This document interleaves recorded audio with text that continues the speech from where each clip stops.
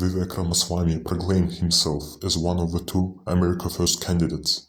He also positions himself as an outsider with no government experience, but next-generation politician with fresh legs. Now let us examine his take on the Russia-Ukraine war and the additional aid for Ukraine, which, spoiler alert, were quite terrible and misleading in general.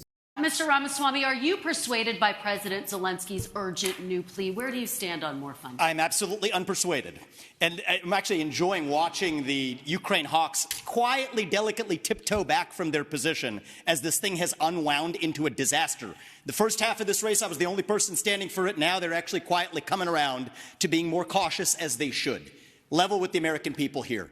The situation is definitely not disastrous, at least because Ukraine has not been conquered by Russia within a matter of days, as the US intelligence predicted at the start of the war. Ukraine is still able to efficiently fight back against the offensives of the Russian troops in the short and mid-term. Moreover, since the beginning of the conflict, Russia has suffered severe military losses. For example, the estimates of equipment loss range from 25 to 50% of the total equipment, depending on the type. Money laundering and corruption in the Ukrainian government are completely unrelated problems that require a different approach. Both issues can be addressed by implementing more accountability and control over funding and restructuring the aid itself. It is not about the necessity and expediency of the aid, which is both necessary and expedient, but about the unsatisfactory utilization of that aid. Ukraine is not a paragon of democracy. Ukraine is indeed one of the most corrupt countries in the region. Only Russia is a more corrupt country. This might be due to his ignorance, but he does not mention the crucial context. Modern Ukraine has become an independent state less than 50 years ago. It was part of the USSR, an autocratic and deeply corrupt communist republic, and has been transitioning into a democracy since then. This process has improved significantly, particularly after the overthrow of the pro-Russian former President Yanukovych. This is a country that has banned 11 opposition parties. It has consolidated all media into one state TV media arm. That's not democratic.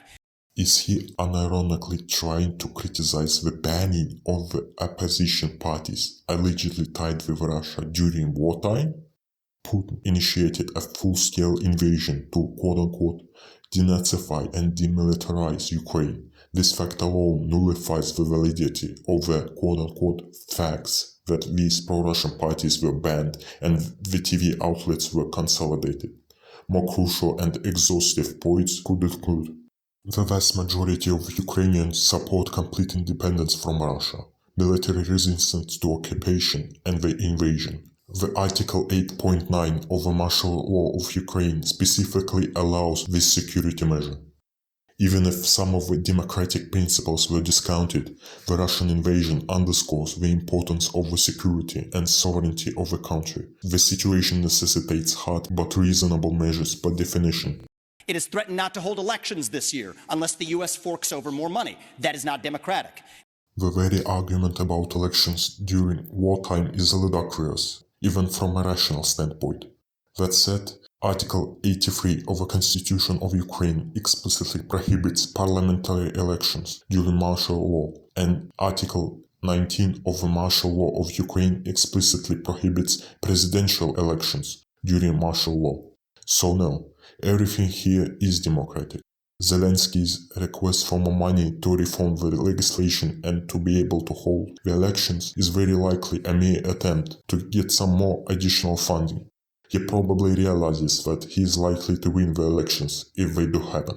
It has celebrated a Nazi in its ranks, the comedian in cargo pants, a man called Zelenskyy, doing it in their own ranks. That is not democratic. And what makes things worse in this regard is that Zelenskyy, so far, has not apologized for cheering that Nazi veteran.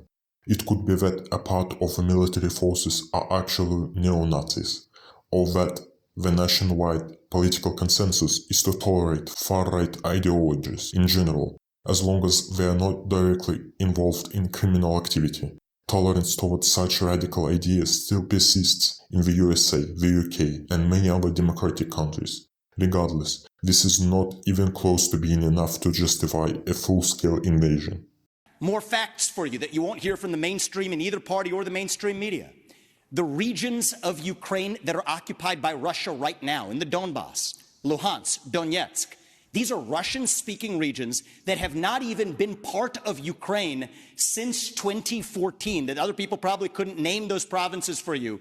Those are the hard facts. The mentioned regions were indeed occupied since 2014, but there are also regions still occupied by Russia at the start of the war in 2022. Moreover, this fact itself does not justify Russia's military occupation in any way or refute Ukraine's attempts to restore its full sovereignty. And so to frame this as some kind of battle between good versus evil, don't buy it. While it is definitely true that conflicts are not as simple as a fight between good and evil, the importance of support for Ukrainian resistance is unquestionable from several standpoints. Abiding by the rules signed by countries as members of the international community, one of the primary principles of which is respect for the territorial sovereignty of its members. Adhering to the international conventions of war, which Russia has no intentions of abiding by, as there is more than enough evidence of various war crimes. Considering that Russia, as a member of the United Nations Security Council, acts so aggressively towards its neighbors, any negotiations from a weaker stance are going to send a very dire signal to the rest of the world. It will open possibilities for China and other powers to implement their imperialistic agendas. I'd like the likes of the sharpest of the war hawks on Ukraine, Nikki Haley, to have some accountability and answer. Do you want to use U.S. taxpayer money to fund the banning of Christians? That is actually what's happening.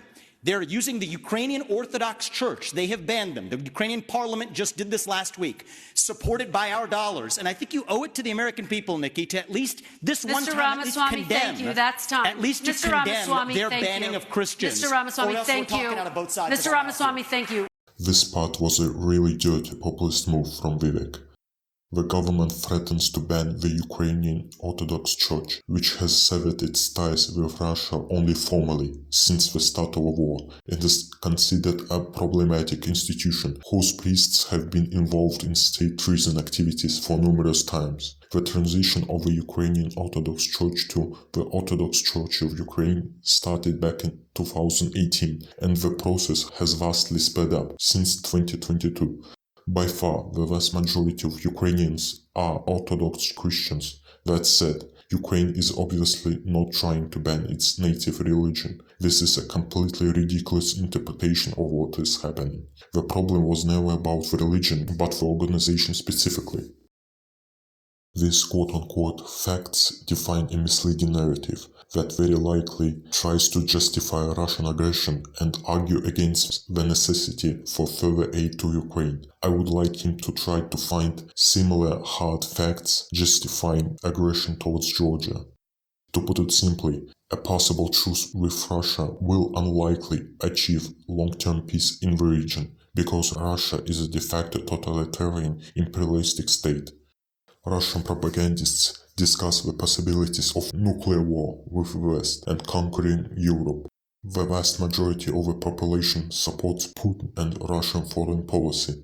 Underestimating the Russian threat is irresponsible, to say the least. He definitely lacks the knowledge and wisdom to effectively run the foreign policy of a major power like USA, if not more than that.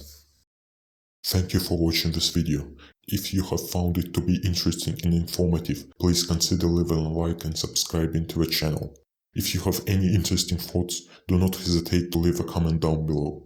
Until next time. And just to be clear, you have absolutely no problem with the Trump campaign implementing fake electors in the state of New Mexico, which had no pending litigation in regard to election fraud. You're okay with that? There is a difference between Answer when the I've made the question. same judgments. Yes or no? I don't think that's illegal. I do not think You don't think that's anything illegal? that's been laid out. Okay, you don't value our democratic process. Great to hear it. I don't think anything that's laid out has been a violation of the law. That's what I believe. That's amazing.